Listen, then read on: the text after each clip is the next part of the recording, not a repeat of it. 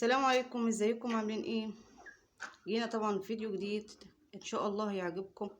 زي ما انتم شايفين طبعا احنا جايين عند الفراخ البيضة، وفي جزء تاني برضو للفراخ البلدي. هنبتدي ونقول بسم الله الرحمن الرحيم، اللهم صل على سيدنا محمد. ان شاء الله تكونوا بخير وفي احسن حال يا رب. طبعا يا حبايبنا زي ما انتم شايفين الفراخ بتاعتنا عند زمان طبعا اصوات الغريبة دي لأول مرة بجد ان اجيب فراخ تبقى بالطريقة دي. يعني بجد لأول مرة أشوف فراخ صوت الخشخشة دي مش عارفة صوت طبيعي، بخبخة خشخشة قاعدين بينهجوا. اه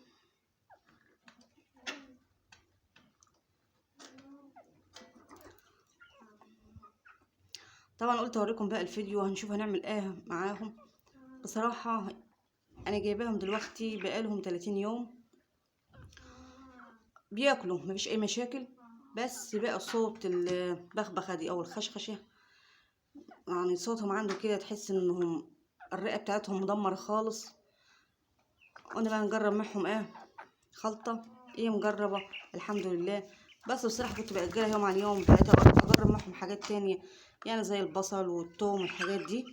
قلت يعني هيبقى يعني خفيفة الى حد ما، زي اي فراخ عادية جدا هتاخد وقتها وتروح ماشي. بصراحة كانت الفراخ التانية وكنت موقفاهم معهم طبعا فراخ فاكرين الكتاكيت اللي انا كنت جايباها ما شاء الله يعني كبرت وحلوت. انا خايفة بقى لا اكون اتعدى منهم، فانا طبعا انا عملت لهم خلطه حلوه جدا، خلطه طبيعيه. زي ما انتوا عارفين ان انا ما اجيبش علاجات لاي طيور، بحاول بقدر الامكان اصوات انا مش عارفه اتكلم والله من كتر الاصوات بتاعتهم. قلنا بقى لا الفراخ تكون اتعدت منهم ولا اي حاجه، طبعا نقلت الفراخ بعيد عنهم خالص، طهرت لهم المكان وكل حاجه. بس طبعا هبتدي معهم بقى اسقيهم بقى الخلطه اللي انا عملتها، فهسقي ديكها طبعا تهم جرعه جرعه كده، يعني يومين في الاسبوع. وهقول لكم هي الجرعه، وهي الخلطه متكونه من بالظبط حاجات كلها طبيعيه موجوده في اي مطبخ، مش في اي بيت، في اي مطبخ، لان طبعا كل اعشاب وحاجات كلها من المطبخ ماشي. انا مرضيش احط لهم ميه مع الطشام كده على فكره من الليل ماشي. وبرضو الفراخ التاني نفس الطريقه، الحمد لله الفراخ التاني مفيهاش حاجه، بس بصراحه انا خايفه لان يعني الفراخ دي بقالها دلوقتي بتاع يعني حوالي 5 ايام بالظبط. مع الاسف هي بتاكل يعني بتاكل بطريقه فظيعه، بس خلي بالكم الصوت اللي انتوا شايفينه دي والطبخبخ اللي انتوا شايفينها دي مهما تاكلوا ما فيش اي انتاج، ما فيش اي زياده في الفراخ، ما بتدي زياده. وبتلقى الفرخه يوم عن يوم طبعا بتتدمر ازاي يعني بتموت ما بتزيدش. انا دلوقتي يعني بطلعهم من المكان عشان المكان طبعا لازم يكون متهوي. هتقولي بقى المكان مكتوم الحاجات دي كلها، طبعا كنت عامله لكم قبل كده الفراخ ساعه كان برضو كان في عينيها والحاجات دي كلها، قلت لكم انا كنت قافله على الفراخ والحاجات دي، فكنت عارفه طبعا هو السبب. المره دي انا جايباها من المزرعه زي ما هي، انا كنت جايباها كبيره طبعا مش جايباها صغيره ماشي. فانا جايباها من المزرعه كده، هي جت كده يعني قالوا ده فراخ كبيره وحلوه هتبقى سهله بتاع 15 يوم وتدبحي منها والحاجات دي كلها، فهتبقى سهله عليكي في التربيه ومش هتكلفك حاجه في الاكل.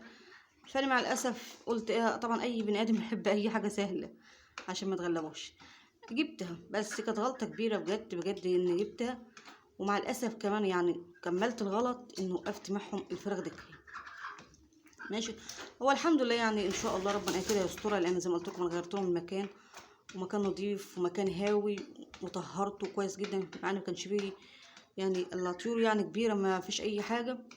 بس قلت طبعا لازم هديهم كل بقى كل جرعه هبتدي معاهم طبعا زي ما قلت لكم مرتين في الاسبوع ماشي.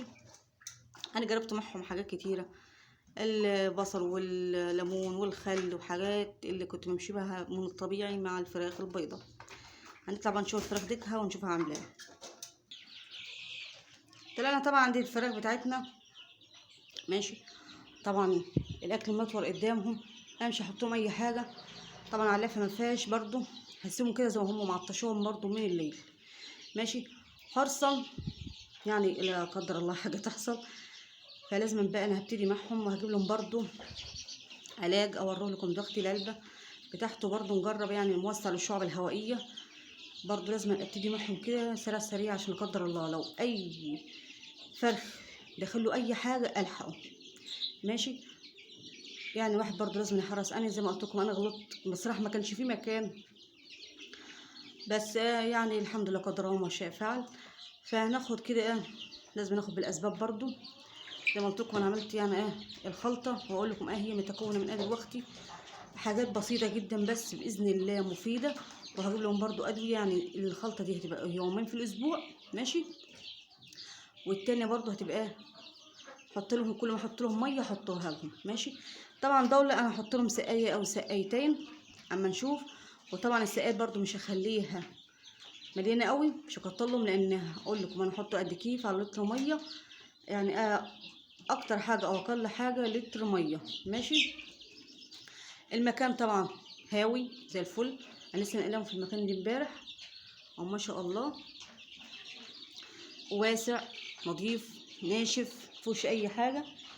فطبعا انا بحاول بقدر الامكان. طبعا النهارده خلي بالكم وانا بصور لكم كده النطره نطرت. ماشي. واللمبه انا طافياها، كانت في يعني في لمبه انا حطاها هنا انا طافياها. لازم الواحد برضو تسهر طيورك زي ما يعني عودتكم كتير قوي في الفيديوهات وريتكم. اما تسهر الطيور ما شاء الله بيبقى يوم يومين. والجو انت عارفين ليالي الشتاء ما شاء الله الليل بيبقى طويل جدا، فهتاخدي افاده اكتر وهتاخدي انتاج باذن الله زي الفل. اي نعم هيكلفوكي في الاكل شويه، بس ان شاء الله باذن الله يبقى زي الفل. ماشي.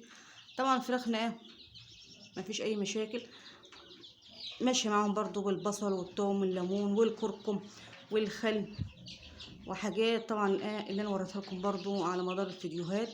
خلي بالكم انا بقدم لكم الفيديوهات دي مستقله مع نفسها كده عشان اقدر افيدكم اكتر.